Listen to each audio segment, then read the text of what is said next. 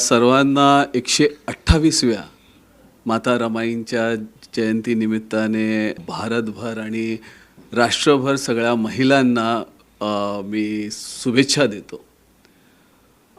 ही जी साडी आहे ही एक सिम्बॉलिक साडी मला बनवायची होती.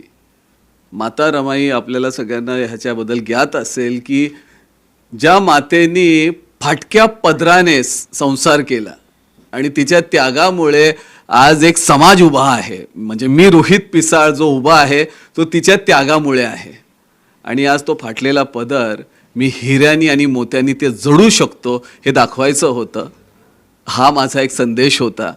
आणि ॲज अन आंबेडकराईट मला हेही सांगायचं आहे की आम्हाला अस्पृश्य म्हणून वागवलं गेलं